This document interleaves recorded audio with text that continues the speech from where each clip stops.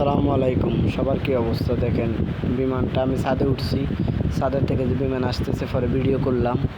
দেখেন মানে বিমানটা কিভাবে চলতেছে, দেখেন চলতে চলতে চলতে চলতে মানে আমি মোটামুটি প্রায় 1-1.5 মিনিটের ভিডিও নিছি, প্রায় 1.5 মিনিটের কাছাকাছি।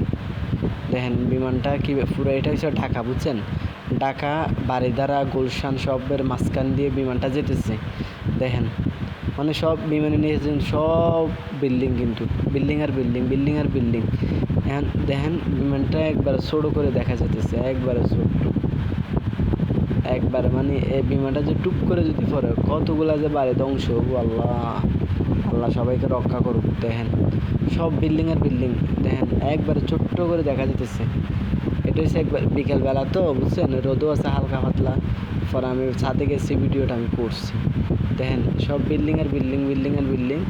পরে বিমানটা কদ্দূর দূরে যেয়ে আস্তে আস্তে আস্তে ঘুরাইতেছে। দেখেন একটা বিমান ঘুরাইতে গেলে কত কিলোমিটার